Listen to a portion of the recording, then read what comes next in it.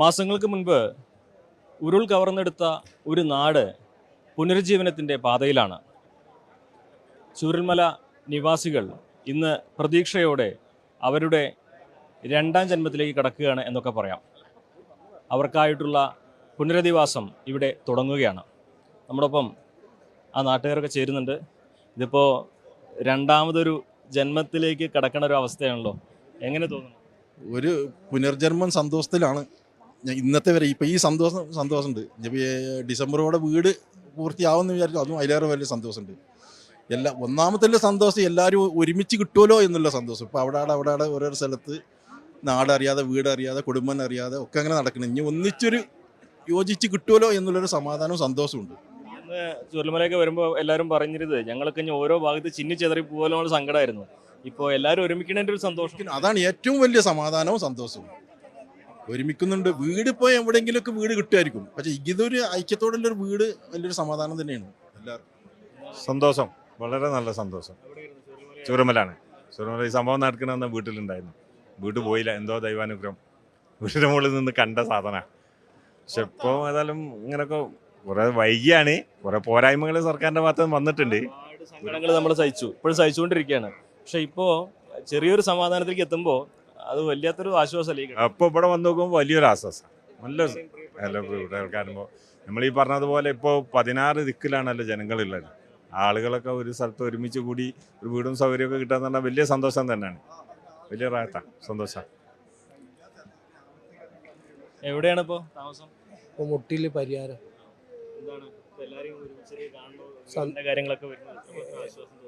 ആശ്വാസം തോന്നുന്നുണ്ട്. 100% ആശ്വാസം തോന്നുന്നുണ്ട്. ചുരൽമലയായിരുന്നു വീടിൻ്റെ? മുണ്ടക്കൈ. ഇല്ല, പോയിട്ടില്ല. ഉപയോഗശൂന്യമായിട്ട് കിടക്കും, താമസിക്കാൻ വയ്യാത്തൊരവസ്ഥ. ഇവിടെ എല്ലാവരും നേരത്തെ പറയായിരുന്നു അടുത്തടുത്ത് എല്ലാവർക്കും താമസിക്കാൻ പറ്റുന്നുള്ള ഒരു വലിയ സന്തോഷമാണെന്ന്. സന്തോഷം തന്നെയാണ്, അതിലൊരു മാറ്റമില്ല. കിട്ടിയാൽ മതി. ഡിസംബർ എന്താ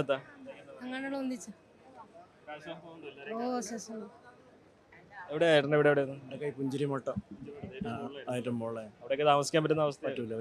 വീട്ടിൽ നിന്ന് ഇറങ്ങിയോടി രാത്രി കുഴപ്പമില്ല. ഇവിടെ നമുക്ക് പുനരധിവാസത്തിന് ഒരു തുടക്കമാവുകയാണ്. വീട് വരുന്നു, പ്രിയപ്പെട്ടവരൊക്കെ അടുത്തുണ്ടാവുന്നു. എങ്ങനെ തോന്നുന്നു? നല്ല സന്തോഷമുണ്ട്. നമ്മൾ ആഗ്രഹിച്ചാണ് അത് ഒന്നിച്ചേക്കാൻ വേണ്ടി. ഇല്ല, അങ്ങനത്തെ ഏതൊരു സംവിധാനത്തിൻ്റെയും കീഴിലുണ്ടാവുന്ന സർക്കാർ നല്ലോണം എല്ലാം ചെയ്തിട്ടുണ്ട്, കുഴപ്പമില്ല. എന്താണ് ഇനി എന്താ നിങ്ങൾക്ക് അടുത്തൊരു ആവശ്യമായിട്ട് മുന്നിൽ? ഇനി നമുക്ക് ജീവിതമാർഗം എന്തെങ്കിലുമൊക്കെ ഒന്ന് വേണമെന്ന് സെറ്റായി വരാൻ, ഒന്ന് പിടിച്ചു നിൽക്കാൻ എല്ലാവരും ഒന്ന് സർക്കാർ കൈവിടാൻ പാടില്ല എന്ന് ഞങ്ങളെ ഭാവിയിലേക്ക്. ഇപ്പോഴാണ് ഇവരെയൊക്കെ കാണുന്നത്? ഇടയ്ക്കിടെ കാണലുണ്ട്, ഒത്തുകൂടും എല്ലാവരും കാണുന്നത്. ഒക്കെ ഒരു നാട്ടുകാർ തന്നെയാണ്. സന്തോഷമുണ്ട്. ചേട്ടാ എങ്ങനെ ചൂരൽമല ഇപ്പോൾ പുതിയൊരു വീടൊക്കെ കിട്ടുന്നു, എല്ലാവരും ഒരുമിച്ച് വരുന്നു എന്നൊക്കെ കേൾക്കുമ്പോൾ എത്രമാത്രം സന്തോഷം? വളരെ സന്തോഷവും ആശ്വാസവും എല്ലാം ഉണ്ട്. എല്ലാം നല്ല ദൈവത്തിൻ്റെ അനുഗ്രഹം കൊണ്ട് എന്തായാലും പോയതൊക്കെ പോയി. രണ്ടാം ജന്മം പോലെ ഒരു രണ്ടാം ജന്മം തന്നെയാണ് ഇനിയിപ്പോൾ നാളെ മുതലുള്ളത്. സർക്കാർ കൂടെ ഉണ്ടാവുന്ന ഒരു പ്രതീക്ഷയാണ് അല്ലേ? നല്ല പ്രതീക്ഷ ഉണ്ട്. ഞാൻ ചൂരൽമലയാണ് ഇപ്പോൾ താമസിക്കുന്നത്. മാനുവയലിൽ എല്ലാം പോയതാണ് മുഴുവനായിട്ട്. വീട് പോയി, 2 റിസോർട്ട് ഉണ്ടായിരുന്നു, അത് പോയി. പിന്നെ സ്ഥലം 1 ഏക്കർ സ്ഥലം ഉണ്ടായി, അത് പോയി. എല്ലാം പോയി, ഒന്നുമില്ല, തറ പോലും ഇല്ല ഇപ്പോൾ. പിന്നെ ഞങ്ങൾ അപ്പോൾ അതിൻ്റെ ഇടയ്ക്ക് അമ്മ കാലൊടിഞ്ഞിട്ട് വീടിന് അതും സീരിയസ് ആയി. ഇന്നലെ വൈകുന്നേരം വീണു, മിംസ് കൊണ്ടുപോയി. 9,300 രൂപ ഇന്നലെ ചിലവായി. രാത്രി വന്നു, ഒന്നുമില്ല, ഒരു വട്ടം പോയി. അപ്പോൾ ഈ ഗവൺമെൻറ് തരുന്നത് നമുക്കൊരു ആശ്വാസമാണ്. ഗവൺമെന്റ് തരുന്ന വീട് മാത്രമാണ് ശരിക്കും പറഞ്ഞാൽ. നിങ്ങളെ ഉപജീവനമൊക്കെ വീണ്ടും കണ്ടെത്തേണ്ടതായ ഒരു സാഹചര്യം.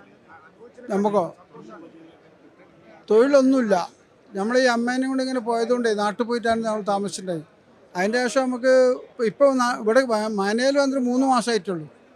എന്തൊക്കെയാണ് നിങ്ങൾക്ക് അത്യാവശ്യമായി പിടിച്ചു നിൽക്കാൻ വേണ്ടത്? വീടിന് പുറമെ നമുക്ക് നമ്മളെ സ്ഥലത്തിൻ്റെ നഷ്ടം കിട്ടണം. നമ്മൾ ഉപജീവനം റിസോർട്ടായിരുന്നു, അതെല്ലാം ഒഴിച്ചുപോയി.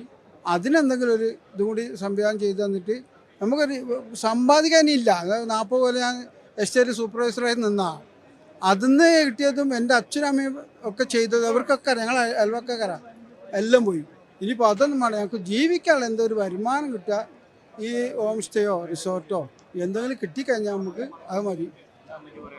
അല്ല, ഒരുപാട് ഞങ്ങൾ ജനിച്ചു വളർന്ന നാടും വീടും സഹപാഠികളും പഠിപ്പിച്ച മക്കളും ഒരു നമ്മൾ ഒരു ജനിച്ച നാടിനോട് എത്ര ആത്മബന്ധമുണ്ടെന്ന് പറഞ്ഞറിയിക്കേണ്ടതില്ല. അവിടുന്നാണ് ആ പൂജ്യത്തിൽ നിന്നാണ് ഞങ്ങളെല്ലാം ഇവിടം വരെ എത്തിയത്. ഇപ്പം ഞങ്ങൾക്ക് എന്ന് പറയാൻ അയൽവക്കത്തൊന്നും ആരുമില്ല, കറണ്ടില്ല. കാരണം അവരൊക്കെ പേടി കൊണ്ട് ഞങ്ങൾ ജനിച്ച് വളർന്നതല്ലേ പറഞ്ഞിട്ട് ഞങ്ങൾ അവിടെ നിന്ന് പോകും. പുറത്തുനിന്ന് വരുന്ന മക്കൾക്ക് അത് ഉൾക്കൊള്ളാൻ കഴിയുന്നില്ല. അപ്പോൾ കറണ്ട് ഇല്ലാത്തത് കൊണ്ട് പിന്നെ വന്യമൃഗങ്ങളെ ശല്യം, മുറ്റത്ത് ആന ഒരു ഭാഗത്ത്, പടവെട്ടിക്കുന്ന് കംപ്ലീറ്റ് ആന. എപ്പോഴാണ് ഇനി ഞങ്ങളെ പരിസരത്ത് വരിക എന്ന് പറയാൻ പറ്റില്ല. പിന്നെ മാന്, അത് മുള്ളം പന്നി, ഇനി ഇല്ലാത്ത വന്യമൃഗങ്ങളില്ല, കറണ്ടും ഇല്ല. കാരണം 300 രൂപ വെച്ചിട്ട് എത്രയും പെട്ടെന്ന് തരാൻ സംവിധാനം ചെയ്താൽ ഒരു നമുക്കൊരു ഇതാണ്. അതാണെന്ന് വെച്ചിട്ടുണ്ടെങ്കിൽ ഇപ്പോൾ സർക്കാർ ഞങ്ങൾ സഹായിച്ചിട്ടുണ്ട്. എല്ലാവിധ 10,000 തന്നു, 3 മാസം 50,000 ഒക്കെ കിട്ടി. പക്ഷേ ഇപ്പം എന്താണെന്ന് വെച്ചിട്ടുണ്ടെങ്കിൽ നമുക്ക് കിറ്റും കാര്യങ്ങളൊന്നും കിട്ടുന്നില്ല. ആദ്യം നിന്ന് കിട്ടിയില്ല, അപ്പോഴേക്ക് പുഴു അരിച്ചെന്ന് പറഞ്ഞിട്ട് ആരൊക്കെ പറഞ്ഞപ്പോൾ അതും പോയി. ഇപ്പോൾ അങ്ങനത്തെ ഒന്നുമില്ല. റേഷൻ അരി കൊണ്ടാണ് ഇപ്പോൾ ഞങ്ങൾ. അല്ല, എന്നിരുന്നാലും ഞങ്ങൾക്ക് കിട്ടിക്കൊണ്ടിരിക്കുന്ന ഈ റെൻറ്റിൻ്റെ പൈസ നിർത്താതെ എല്ലാവർക്കും കൊടുക്കുക തുല്യമായിട്ട്. എല്ലാവർക്കും ഇപ്പോൾ റെൻറ്റിന് താമസിക്കുന്നുണ്ടെന്ന് പറഞ്ഞാൽ അവർക്ക് മാത്രം മതി. എല്ലാവരും ദുരിതം ബാധിച്ചവരെന്നെ, 10ഉം 11ഉം 12ഉം വാർഡുകളിലുള്ളവരൊക്കെ ദുരിതത്തിലിരിക്കുക തന്നെ. അപ്പം ഞങ്ങൾക്ക് ജീവിക്കണ്ടേ? എല്ലാവരും പരിഗണിക്കണം. പാവപ്പെട്ടവരെല്ലാവരും കാരണം ഞങ്ങൾ തോട്ടം തൊഴിലാളികളാണ്. ഞങ്ങൾ എസ്റ്റേറ്റിൽ ജോലി ചെയ്തിട്ട് ഞങ്ങൾ 10-15 സെൻറ്റ് സ്ഥലം വാങ്ങിച്ച് അതിലൊരു കൊച്ചു വീടുണ്ടാക്കി, മക്കളെ വിദ്യാഭ്യാസമായി, അവർക്ക് ജോലിയായി, അവരെ കല്യാണം, അങ്ങനെയുള്ള കാര്യങ്ങളൊക്കെ ചെയ്ത് വരുമ്പോൾ എല്ലാം ഒരു സുപ്രഭാതത്തിൽ കൂടപ്പറപ്പുകളും അച്ഛൻ അമ്മ എല്ലാവരും ഒരു സുപ്രഭാതത്തിൽ നഷ്ടപ്പെടുമ്പോഴുള്ള വേദന. പിന്നെയുള്ള 40 കൊല്ലം മഴത്തിൻ്റെ എത്ര കിട്ടിയാരോ? 2 ലക്ഷം റുപ്യ കിട്ടുക. ഇവിടെ കൊണ്ടും സർവീസർക്ക് എസ്റ്റേറ്റ്, ഞാൻ എസ്റ്റേറ്റ് സൂപ്പർവൈസറാണ്, എനിക്ക് കിട്ടിയ ആകെ 4 ലക്ഷം റുപ്യ. അതൊക്കെ ഇതിൽ പോയി. എന്നാൽ ഇപ്പം നിൽക്കുന്ന പാടിക്കാരുണ്ടല്ലോ, അവർക്ക് ഒരു കാലത്തും എല്ലാവരും പരിഗണിക്കണം. കടവട്ടിക്കുന്ന്, രാട്ടപ്പാടി, അട്ടമല, ഒരു ഗോപിമൂല, ഇവിടെ ഒക്കെ ഒന്ന് പരിഹരിച്ചിട്ടുണ്ടെങ്കിൽ അവരും കൂടി ഞങ്ങളുടെ കൂടെ വേണമെന്ന് ഞങ്ങൾക്ക്. പുതിയ വില്ലേജ് ഞങ്ങൾ എങ്ങനെയാണോ എസ്റ്റേറ്റ് മേഖലയിൽ താമസിച്ചത് അതുപോലെ ഒരു പുനരധിവാസമാണ് ആഗ്രഹിക്കുന്നത്. അതുപോലെ തന്നെ ഇപ്പം 30 മീറ്ററിനാണ് ആദ്യം വന്നിട്ട് Mathai sir no God zone ആക്കിയത്. ഇപ്പം ഞങ്ങൾക്കൊരു 50 മീറ്ററും കൂടി അവർ കഴിഞ്ഞ 2 ആഴ്ച മുമ്പ് അളന്നു. അപ്പം ഞങ്ങൾ ചോദിച്ചു ഇത് എന്തിനാണ് അളക്കുന്നത് ചോദിച്ചു.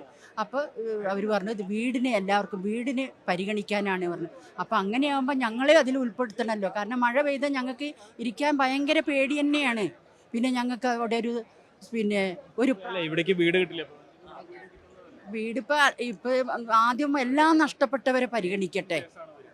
അങ്ങനെ കൊടുക്കട്ടെ. എല്ലാം നഷ്ടപ്പെട്ടവരും അച്ഛനമ്മ പോയ 16 മക്കളെ അവരെ ഒന്ന് സംരക്ഷിച്ചിട്ട് അതിൻ്റെ ശേഷം ഞങ്ങളെയും കൂടി ഒന്ന് പരിഗണിക്കുക. അതാണ് ഈ ഒപ്പം എല്ലാം നഷ്ടപ്പെട്ടവരാണ്. പക്ഷെ എന്നിലും അവർ ഒരുമിച്ച് നിൽക്കുകയാണ്, ഒരുമിച്ച് ചേർത്ത് പിടിക്കുകയാണ്. എല്ലാവർക്കും നഷ്ടമായത് വിലപ്പെട്ടതാണെന്ന് തിരിച്ചറിവിൽ എല്ലാവർക്കും ഒരേപോലെ നൽകണം എന്നൊരു അഭ്യർത്ഥന കൂടി അവർ മുന്നോട്ട് വയ്ക്കുകയാണ്.